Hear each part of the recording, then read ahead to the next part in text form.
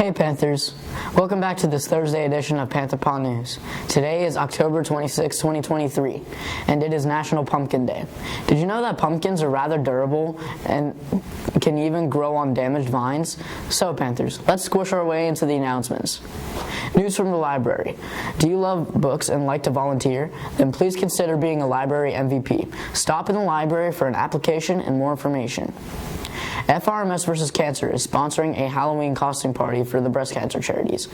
The Halloween costume party is on Tuesday, October 31st during IE in the cafeteria, and the cost is $3. There will be decorations, candy, and snacks, Halloween activities, and music. Tickets can be purchased at lunch outside of the cafeteria through October 31st. You can wear a school-appropriate costume to the party, but no toy weapons with costumes. If you purchase a ticket, show your IE teacher your ticket that day so that you can be dismissed to attend the party. However, if a teacher requires you for academics, you must take care of academics first. Please support breast cancer and FRMS vs. Cancer and plan to attend. There's a capacity of 100 students, so buy your ticket as soon as possible before they sell out. See you there. Now, let's pick our way over to Cassidy. Thanks, Owen. Hey Panthers, I have this awesome fact. Did you know that pumpkins have a lot of nutrients in them and they are used to celebrate 2 holidays? Now for some more news. Happy Red Ribbon Week. Be kind to your mind, live drug-free. That's this year's Red Ribbon Week theme. FRMS loves our students and we want you to lead happy, healthy, fun, and wonderful lives. We know that by making healthy choices, like staying drug-free, you are more likely to live the best life for you. So take a moment to commit to yourself that you will continue to make healthy choices to ensure a brighter future. You won't regret it. Let's check out this video by John Sutton, the founder of Natural High.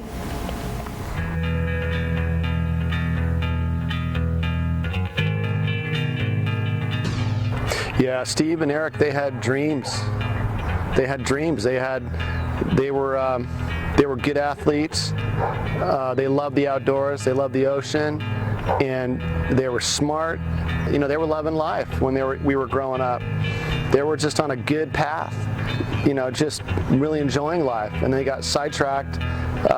They listened to some friends that turned out not to be very good friends, and they got them into drugs. And they thought drugs were cool. They thought drugs would lead to something that they didn't have.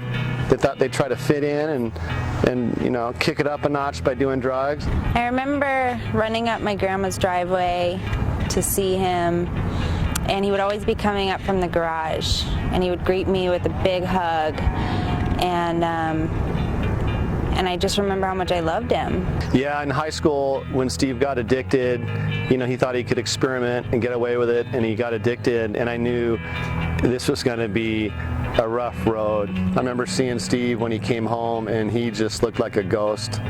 He was a big boy. He, you know, he was 200 pounds, 6'3", and to see him at 83 pounds, you know, it was like slowly watching my brother die. To see both my brothers addicted on drugs was just heavy. We came from having a normal family to just being out of control. You know, I didn't see him very much. They wouldn't come home for dinner. It was just all of a sudden the 3 musketeers we used to call ourselves wasn't the same.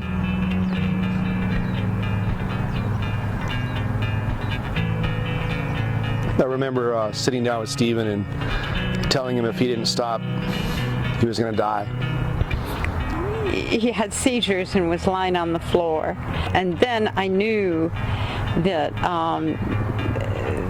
this addiction would kill him. I got a call in the middle of the night by a sheriff.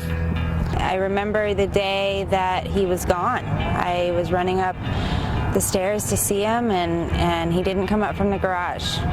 He was alone and got some more cocaine, and his heart couldn't take any more of it. He collapsed. Fell to my knees and started crying. I couldn't believe that my little brother was gone. Just couldn't believe it.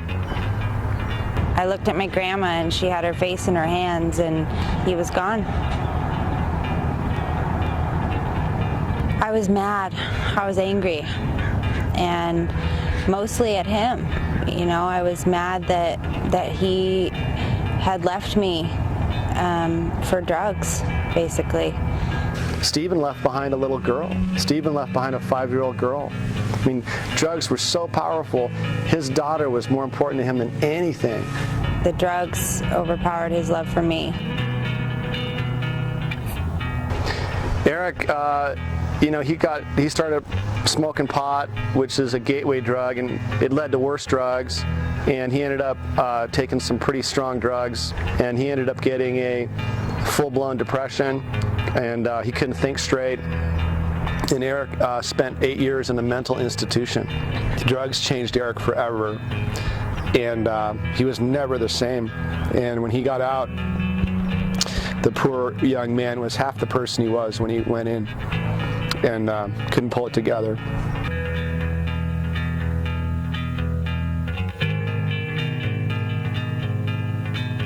My name is John Sant. I'm from La Jolla, California, and the reason I produced this video and started the Natural High series is I lost my 2 little brothers to drugs. My motivation for this video is to teach every kid to get a natural high and choose a natural high over drugs.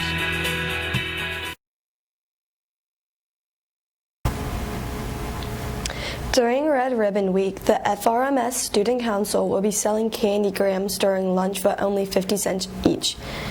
Today and ending next Tuesday, October 31st. This is a fun way to connect with others. Now please stand for the pledge to our flag.